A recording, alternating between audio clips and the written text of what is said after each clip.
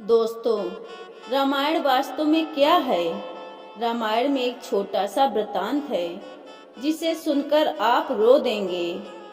एक रात की बात है। माता कौशल्या जी को सोते में अपने महल की छत पर किसी के चलने की आहट सुनाई दी। नींद खुल गई। पूछा, कौन है? मालूम पड़ा सुरकीर्ति जी, सबसे छोटी बहू शत्रुघ्न जी की पत्नी हैं। माता कौशल्या जी ने उन्हें नीचे बुलवाया। सुरकीर्ति जी आईं, चरणों में प्रणाम कर खड़ी रह गईं। माता कौशल्या जी ने पूछा, श्रुति, इतनी रात को अकेली छत पर क्या कर रही हो? बेटी, क्या नींद नहीं आ रही? शत्रुघ्न कहाँ हैं? सुरकीर्ति की आंखें भर आईं। माँ की छाती से चिपटी गोद में सिमट गई। बोली, माँ, उन्हें तो देखे हुए 13 वर्ष हो गए हैं। ओह! कौशल्या जी का हृदय कांप कर झटपटा गया। तुरंत आवाज लगाई। सेवक दौड़े आए। आधी रात को ही पालकी तैयार हुई। आज शत्रुघ्न जी की खोज होगी। माँ चली। आपको मालूम है शत्रुघ्न जी कहाँ मिलेंगे? नगरी अयोध्या जी के जिस दरवाजे के बाहर भरत जी नंदीग्राम में तपस्वी होकर रहते हैं, उसी दरवाजे के भीतर एक पत्थर की शिला है। उसी शिला पर अपनी बाह का तकिया बनाकर लेटे मिले। माँ सिरहाने बैठ गई। बालों में हाथ फिराया तो शत्रुघ्न जी ने आंखें खोली। देखा तो सामने माँ। उठे, चरणों में गिरे। माँ, आपने क्यों कष्ट किया? मुझे बुलवा लिया होता। माँ ने कहा, शत्रुघ्न यहाँ क्यों? शत्रुघ्न जी की रुलाई फूट पड़ी। बोले, माँ, भैया राम जी पिताजी की आज्ञा से वन चले गए। भैया लक्ष्मण जी उनके पीछे चले गए। भैया भरत जी भी नंदीग्राम में हैं। क्या यह महल, ये रथ, ये राजसी वस्त्र, ठाट बाट विधाता ने मेरे लिए ही बनाए हैं। माता कौशल्या जी निरुत्तर रह गईं। देखो, क्या है ये राम कथा? यह भोग की नहीं, त्याग की कथा है। यहाँ त्याग की ही प्रतियोगिता चल रही है और सभी प्रथम हैं, कोई पीछे नहीं रहना चाहता। चारों भाइयों का प्रेम और त्याग एक दूसरे के प्रति अद्भुत, अभिनव और अलौकिक है। रामायण जीवन जीने की सबसे उत्तम शिक्षा देती है। भगवान राम को 14 वर्ष का वनवास हुआ तो उनकी पत्नी सीता मैया ने भी संघर्ष वनवास स्वीकार कर लिया, परंतु बचपन से ही बड़े भाई की सेवा में रहने वाले लक्ष्मण जी कैसे राम जी से दूर हो जाते। माता सुमित्रा से तो उन्होंने आज्ञा ले ली थी वन जाने की, परंतु जब पत्नी उर्मिला के कच्छ की ओर बढ़ रहे थे तो सोच रहे थे कि माँ ने तो आज्ञा दे दी थी, परंतु उर्मिला को कैसे समझाऊंगा, क्या बोलूंगा।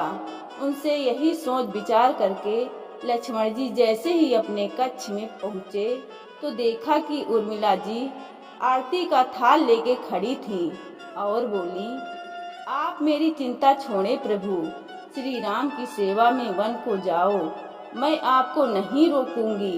मेरे कारण आपकी सेवा में कोई बाधा न आए, इसलिए साथ जाने की जिद भी नहीं करूंगी।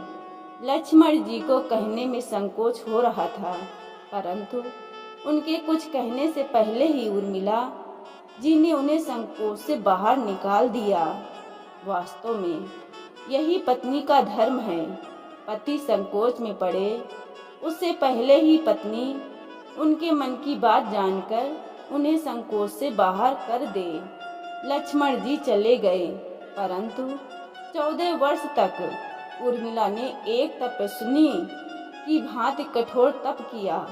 वन में प्रभु श्री राम माता सीता की सेवा में लक्ष्मण जी कभी सोए नहीं, परंतु उर्मिला ने भी अपने महलों के द्वार कभी बंद नहीं किए और सारी रात जागकर उस दीपक की लौ को बुझने नहीं दिया। मेघनाथ से युद्ध करते हुए जब लक्ष्मण जी को शक्ति लग जाती है और हनुमान जी उनके लिए सजीवनी का पर्वत लेके लौट रहे होते हैं तो बीच रास्ते में जब हनुमान जी अयोध्या के ऊपर से गुजर रहे थे तो भरत जी उन्हें राक्षस समझकर बाण मारते हैं और हनुमान जी गिर जाते हैं।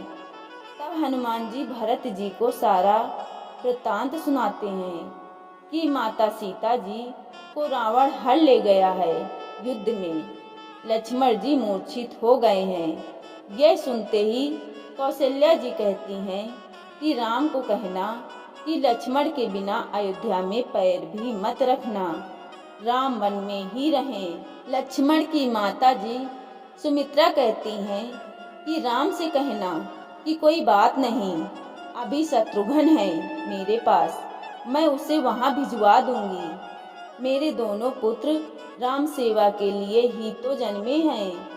माताओं का प्रेम देखकर हनुमान जी की आंखों में अश्रुधारा बह रही थी, परंतु जब उन्होंने उर्मिला जी को देखा तो सोचने लगे कि यह क्यों एकदम शांत शांत और प्रसन्न खड़ी हैं। क्या इन्हें अपने पति के प्राणों की कोई चिंता नहीं? हनुमान जी पूछते हैं, देवी आपकी प्रसन्नता का कारण क्या है? आपके पति के प्राण संकट में हैं। सूर्य उदय होते ही सूर्य कुल का दीपक बुझ जाएगा। उर्मिला जी का उत्तर सुनकर तीनों लोकों का कोई भी प्राणी उनकी वंदना किए बिना नहीं रह पाएगा। उर्मिला बोली, मेरा दीपक संकट में नहीं है, वो बुझ ही नहीं सकता। रही सूर्योदय की बात, तो आप चाहें तो कुछ दिन अयोध्या में विश्राम कर लीजिए, क्योंकि आपके वहां पहुंचे बिना सूर्य उदित हो ही नहीं सकता। आपने कहा कि प्रभु श्री राम मेरे पति को अपने गोद में लेकर बैठे हैं। जो योगेश्वर प्रभु श्री राम की गोद में लेटा हो, काल उसे छू भी नहीं सकता। यह तो वो दोनों लीला कर रहे हैं। मेरे पति जब से वन गए हैं तब से सोए नहीं हैं। उन्होंने ना सोने का प्रण लिया था, इसलिए वे थोड़ी देर विश्राम कर रहे हैं, और जब भगवान की गोद मिल गई तो थोड़ा ज़्यादा विश्राम हो गया। वे उठ जाएंगे, और शक्ति मेरे पति को लगी ही नहीं, शक्ति तो प्रभु श्री राम जी को लगी है। मेरे पति की हर श्वास श्वास में राम है, हर धड़कन में राम, उनके रोम रोम में राम है, उनके खून की बूंद बूंद में राम है। और जब उनके शरीर और आत्मा में ही सिर्फ राम है, तो शक्ति राम जी को ही लगी, दर्द राम जी को ही हो रहा होगा। इसलिए हनुमान जी आप निश्चित होके जाएं, सूर्य उदित नहीं होगा। राम राज की नींव राजा जनक जी की बेटियां ही थी, कभी सीता तो कभी उर्मिला। भगवान राम ने तो केवल राम राज का कलश स्थापित किया था, परंतु वास्तव में रामराज इन सब के प्रेम, त्याग, समर्पण और बलिदान से ही आया। जिस मनुष्य में प्रेम, समर्पण की भावना हो, उस मनुष्य में राम ही बसता है। कभी समय मिले तो अपने वेद, पुराण, गीता, रामायण को पढ़ने और समझने का प्रयास कीजिएगा। जीवन को एक अलग नजरिए से देखने और जीने का शौर मिलेगा। लक्ष्मण सा भाई हो, कौशल्या माई हो, स्वामी तुम जैसा मेरा रघुराई हो। नगरी हो अयोध्या सी, रघुकुल सघराना हो। चरण हो राघव के, जहाँ मेरा ठिकाना हो। त्याग भरत जैसा, सीता सी नारी हो। लव कुश के जैसी संतान हमारी हो। श्रद्धा हो श्रवण जैसी, सबरी सी भक्ति हो। हनुमत की जैसी निष्ठा और शक्ति हो। ये रामायण ना है पुण्य कथा की राम की। जय श्री राम, जय जय हनुमान। दोस्तों, अगर वीडियो अच्छी लगी हो तो एक लाइक शेयर जरूर करें। धन्यवाद।